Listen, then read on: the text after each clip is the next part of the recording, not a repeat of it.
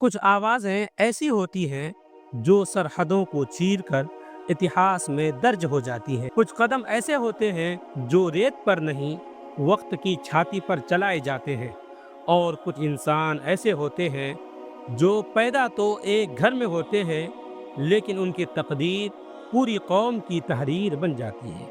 افریقہ کی تپتی زمین، بھوکے چہرے، خالی تجوریاں اور لٹا ہوا سونا، ان سب کے بیچ جب ایک وردی والا نوجوان صرف 37 سال کی عمر میں ایک دیش کا صدر بنتا ہے اور دنیا کی سب سے بڑی طاقتوں کی آنکھوں میں آنکھیں ڈال کر کہتا ہے ہم غلامی کی روٹی نہیں کھائیں گے، تب جان لیجئے کہ ایک انقلاب جنم لے چکا ہے۔ یہ کہانی ہے ابراہیم تراورے کی، برکینا فاسو کے نوجوان صدر کی۔ یہ کوئی فلمی اسکرپٹ نہیں بلکہ ایک سچی کہانی ہے، ایک ایسے لیڈر کی جو مرسڈیز کی سواری نہیں کرتا، جو مخملی قالینوں پر نہیں چلتا، جو سوٹ بوٹ نہیں پہنتا بلکہ عام فوجیوں کی طرح وردی پہنتا ہے، انہی کے ساتھ کھاتا ہے، انہی کی طرح جیتا ہے۔ ابراہیم تراورے کا جنم 1988 میں مغربی افریقہ کے ایک چھوٹے، غریب مگر غیرت مند ملک برکینا فاسو میں ہوا۔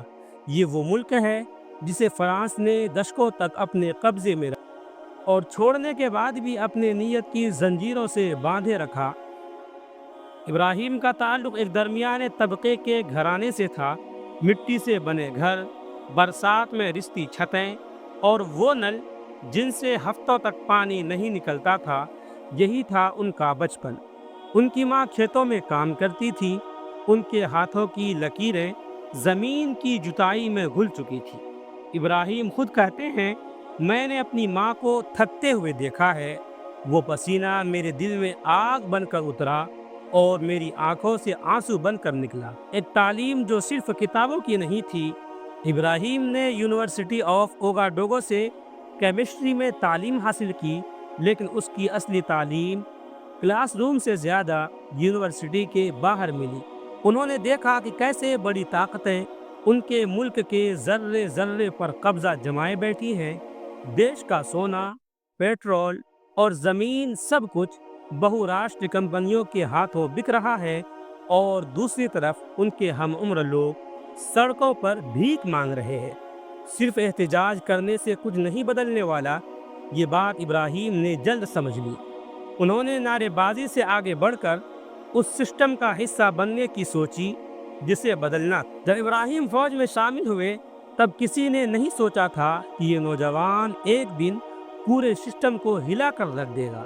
ان کی بہادری، ایمانداری اور سنجیدگی نے انہیں تیزی سے فوجی رینک میں اوپر پہنچایا۔ خاص طور پر اتر برکینا فاسو میں جب شدت پسند گروہوں سے لڑائی ہو رہی تھی تو ابراہیم نے کئی اہم آپریشن کی قیادت کی۔ جہاں بہت سے افسر کرپشن اور نجی فائدے کے لیے میدان چھوڑ دیتے تھے، ابراہیم وہیں ڈٹ جاتے۔ انہوں نے فوج کے اندر بھی کرپشن کے خلاف آواز اٹھائی۔ نتیجہ یہ ہوا کہ انہیں کئی بار دبانے کی کوشش کی گئی، مگر وہ رکنے والوں میں سے نہیں تھے۔ 2022 تک برکینا فاسو بری حالت میں پہنچ چکا تھا۔ اسکول بند، اسپتال ویران، کسان قرض میں ڈوبے ہوئے اور سڑکیں خون سے لت پت تھیں۔ ملک کی حکومت محض ایک تماشا بن چکی تھی۔ اس وقت کے صدر پال ہنری دامیبا صرف اپنی کرسی بچانے میں لگے تھے۔ ایسے ماحول میں عوام کی آواز ایک نام پکارنے لگی، ابراہیم تراورے۔ بنا لاٹھی، بنا گولی، ایک فوجی انقلاب۔ 30 ستمبر 2022 اس دن ابراہیم تراورے نے حکومت کی باغ ڈور سنبھالی۔ یہ کوئی تختہ پلٹ نہیں تھا، یہ عوام کی پکار تھی۔ کوئی خون خرابہ نہیں ہوا، نہ بم پھٹے، نہ شہر جلے، صرف ایک اعلان، ہم یہاں حکومت کرنے نہیں، خدمت کرنے آئے ہیں۔ اس ایک جملے نے ملک کی فضا بدل دی۔ ہر گلی، ہر محلہ، ہر گاؤں اور ہر اسکول میں یہی بات گونجنے لگی۔